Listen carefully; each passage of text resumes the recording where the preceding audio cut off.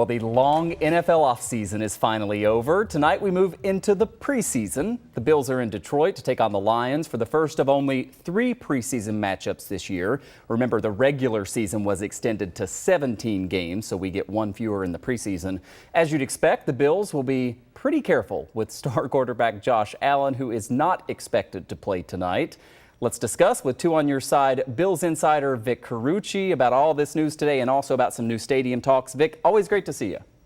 Same here, Michael. All right, so let's talk about Josh Allen. Seems like a pretty no-brainer decision here for him not to play in this first preseason game. It's not like it's an unprecedented thing, but what are you going to be watching for maybe then in terms of the other quarterbacks?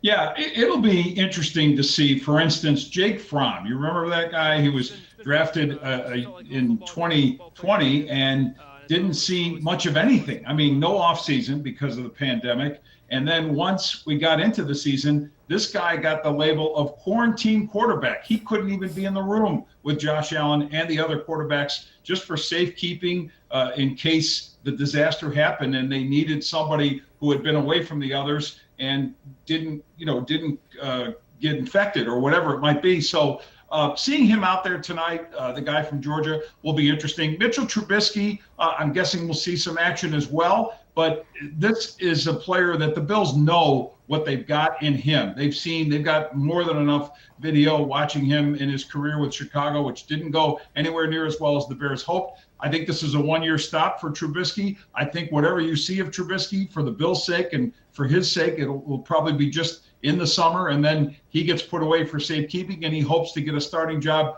on another team next year. Yeah, it's been really great to hear Trubisky, though, talk about how much he's loved his time in Buffalo thus far. A lot happier place, I think, for him than when he was in Chicago. For fans who haven't been following training camp and the offseason as closely, I mean, now is kind of when a lot of people start to pay more attention. What will you be watching for generally for this team tonight as they go into this first game? Yeah, so again, this is not even a reasonable facsimile of the Bills team that went to the AFC Championship game. You're going to see a lot of rookies. You're going to see a lot of new faces out there, which is what this is for. And Sean McDermott's made that the priority to try to evaluate as best he can with only 3 preseason games this year. So take a look at those top 2 draft picks, Greg Rousseau, Carlos Boogie Basham, the defensive ends, see what kind of pressure they can put on the quarterback.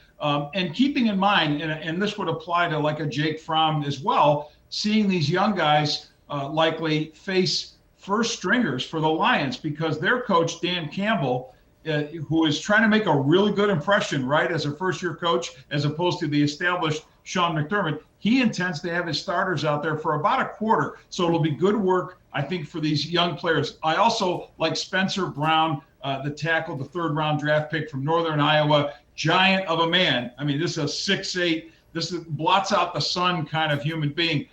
Just seeing him out there and how he holds his own from a mid-major, played 8-man football in high school.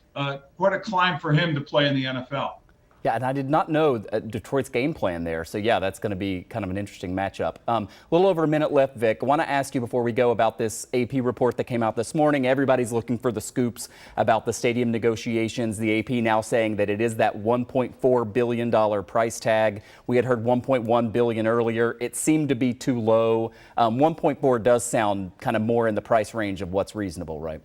Yeah, I've done a lot of reporting on it myself. I mean, talked to a lot of individuals very close to this situation over the past several days, Michael. 1.4 billion is the more correct number. It could go higher from there because costs never get cheaper when these things are underway. That's one thing. The Bills are not looking for 100% financing. Not sure where that came from. I'm convinced it didn't come from the Bills. I know from league sources I have at the highest levels of the NFL, it didn't come from anywhere there. There will be some public funding for sure. But look, this is a negotiation. It's not going to be easy. And the NFL does want absolutely for the Buffalo Bills to remain in Western New York. The stadium likely to be built when it gets done across the street from the current one. But if by some chance it goes off the rails and they don't have a new stadium to play, the NFL has 32 teams. They want a place for all those teams. They will find a place or help the Bills find a place if they can't get a new one here. But I don't think that my sense right now, as I talk to you, it won't come to that. Vic Carucci is a two on your side Bills insider, longtime reporter and columnist, and a host for SiriusXM NFL Radio. Vic, good to see you. We'll be watching tonight. Thanks, Michael. All right, that's going to do it for the Town Hall for today. Hope you have a great weekend, everybody. This is the number to call or text, 849-2220.